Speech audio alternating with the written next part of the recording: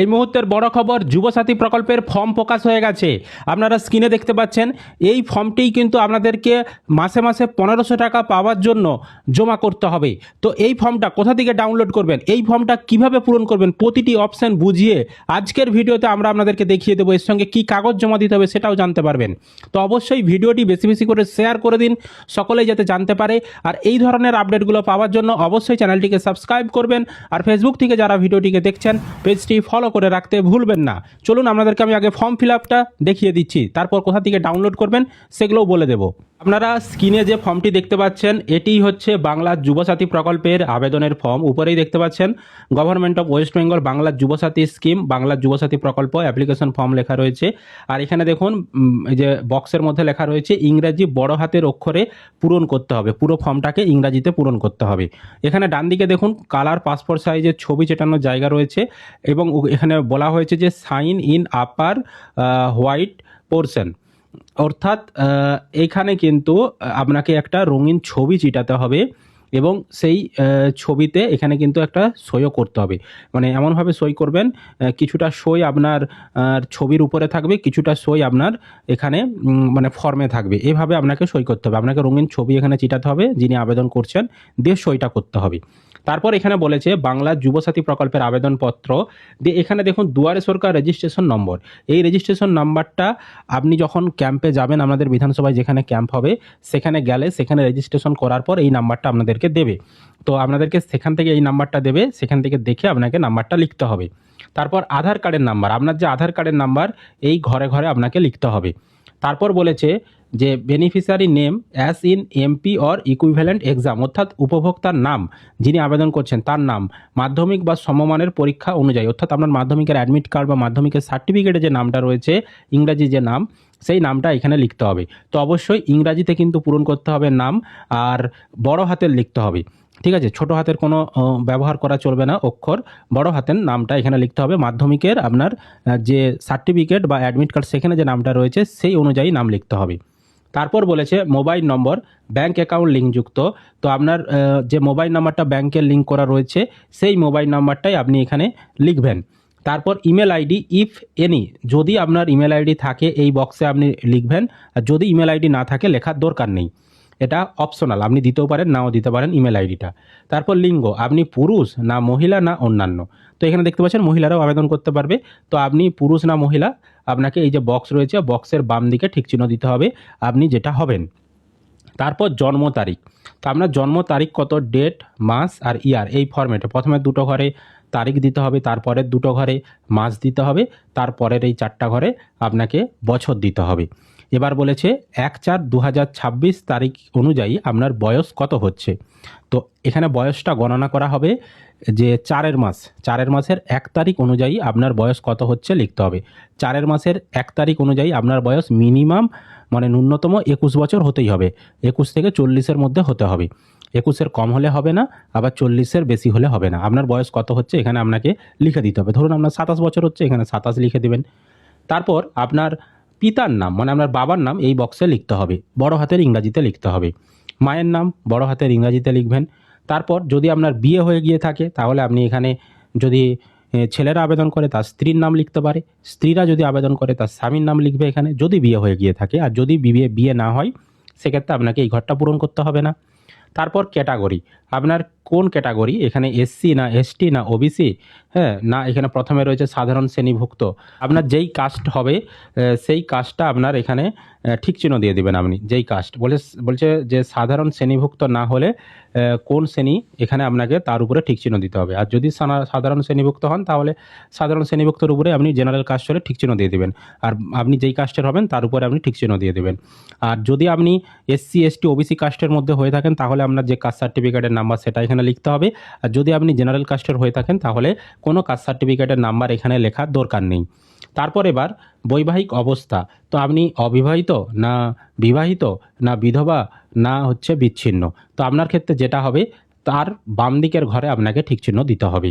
তারপর contact details, তো এখানে আপনার বাড়ির নাম্বার বা প্রাঙ্গণ নম্বর এখানে লিখবেন, আপনার গ্রাম শহর বা নগরীর নাম এখানে লিখবেন, ডাকঘরের নাম লিখবেন, এখানে গ্রাম পঞ্চায়েত অথবা ওয়ার্ডের নম্বরটা লিখবেন, এখানে আপনার ব্লক বা পৌরসভা বা কর্পোরেশনের নাম লিখবেন, এখানে আপনার থানার নাম, এখানে জেলার নাম, এখানে পিনকোড, আর এখানে রাজ্যের নাম অটোমেটিক ওয়েস্ট বেঙ্গল লেখাই রয়েছে, আপনাকে আর এই রাজ্যের নামটা লিখতে হবে না।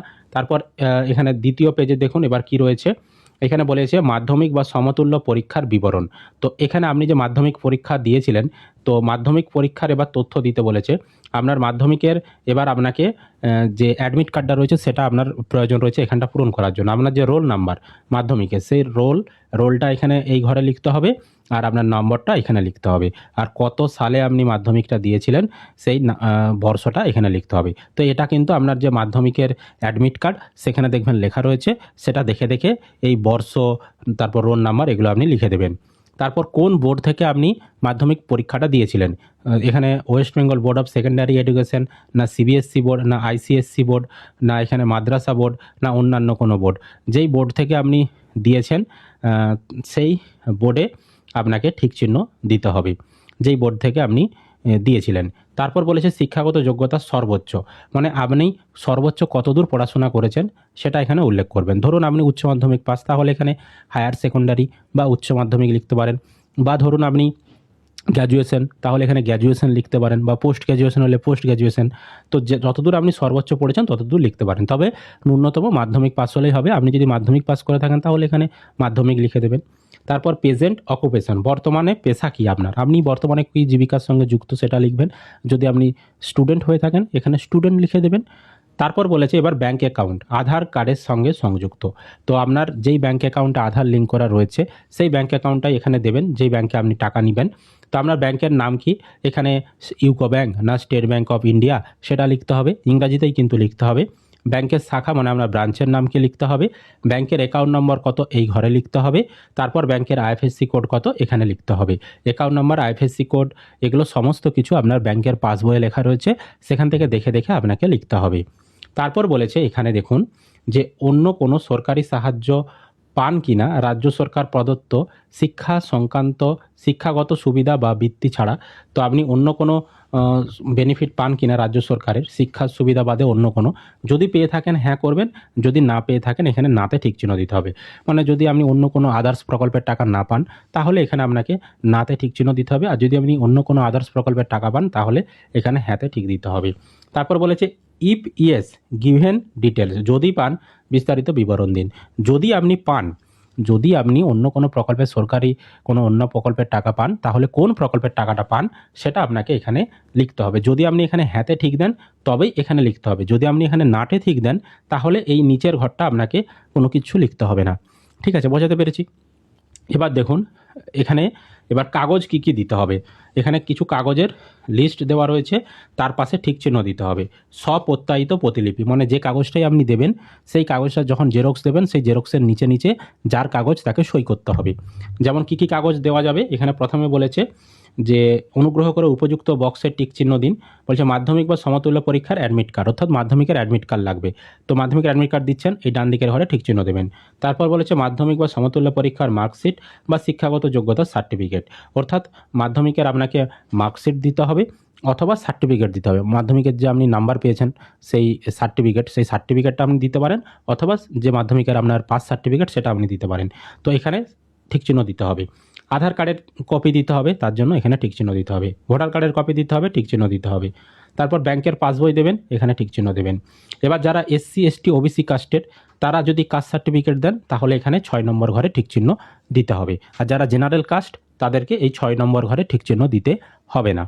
ঠিক আছে, এবার এখানে ঘোষণা রয়েছে, তো আমি এত দ্বারা ঘোষণা করছি যে আমি পশ্চিমবঙ্গের স্থায়ী বাসিন্দা, আমি এখন অবধি বেকার, কোনো রকম সরকারি সামাজিক নিরাপত্তা প্রকল্প বা কোনো রকম ভাতার সাহায্য পাচ্ছি না, তো রাজ্য সরকার প্রদত্ত শিক্ষাগত সুবিধা বা বৃত্তি ছাড়া, তো আমি কোনো কর্মসংস্থান পাই তবে আমি অবিলম্বে কর্তৃপক্ষকে জানাবো, মানে যদি আপনি এই সময়ের মধ্যে কোনো চাকরি আরে পান সেটা আপনি জানাবেন কর্তৃপক্ষকে, সেই অঙ্গীকারবদ্ধ হচ্ছেন।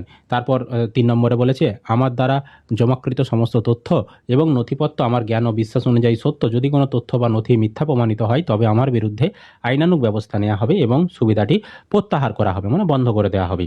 দিয়ে এইখানে দেখুন আবেদনকারী স্বাক্ষর রয়েছে, যিনি আবেদন করছেন, যিনি ফর্মটা পূরণ করছেন তাকে এখানে সই করতে হবে। তিনি যদি সই করতে না পারেন টিপ ছাপ দেবেন, নিশ্চয়ই মাধ্যমিক পাস করেছে মানে সে নিশ্চয়ই সইটা করতে পারবে, তো এখানে সইটা করে দেবেন। তারপর তারিখ যেদিনে আপনি ফর্মটা জমা দেবেন সেই দিনের তারিখটা এখানে লিখবেন।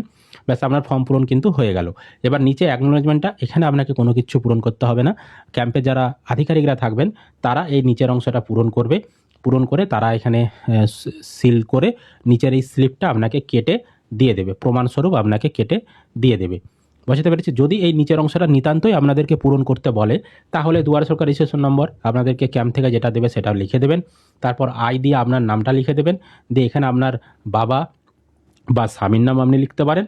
তারপর বলেছে অ্যাপ্লিকেশন অন, যে তারিখে আপনি আবেদন করছেন সেই তারিখটা এখানে দিয়ে দেবেন, ডেটে মাই মোবাইল নম্বরের ঘরে আপনার মোবাইল নাম্বার দিয়ে দেবেন, আধার কার্ডের নাম্বারের ঘরে আপনার আধার কার্ডের নাম্বার দিয়ে দেবেন। ব্যাস, এটুকুই পূরণ করে নিলেন।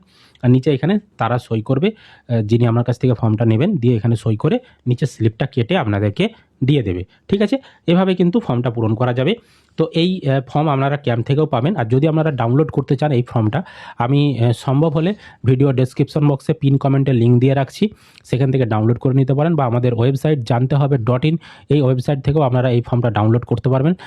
আমরা খুব শিগগিরই সেখানে ডাউনলোড লিঙ্ক আপনাদেরকে দিয়ে দেবো। তো অবশ্যই কিন্তু আপনারা সময় সময় পর আমাদের ওয়েবসাইটটা চেক করবেন, আমরা লিঙ্ক ডেসক্রিপশন বক্সে পিন কমেন্টে দিয়ে রাখবো সেই ওয়েবসাইটের। বুঝতে পেরেছি? আর এই ফর্মগুলো কিন্তু আমাদেরকে ক্যাম্প থেকেই দেওয়া হবে, ক্যাম্পেই আমাদেরকে জমা দিতে হবে। আপনাদের এলাকায় 15 তারিখ থেকে 26 তারিখ ক্যাম্প হবে বিধানসভায়, কার এলাকায় কবে ক্যাম্প হবে সেগুলো আমরা আপনাদেরকে পরে জানিয়ে দেবো। তো অবশ্যই কিন্তু ভিডিওটি বেশি বেশি করে শেয়ার করে দিবেন, সকলেরই যাতে উপকারে আসে। তো যদি ভিডিও ভালো লেগে থাকে অবশ্যই লাইক করবেন, আর চ্যানেলে নতুন হলে এই ধরনের আপডেট পেতে চ্যানেলটিকে সাবস্ক্রাইব করবেন। ফেসবুক থেকে যারা ভিডিওটি দেখছেন পেজটি অবশ্যই ফলো করে রাখবেন।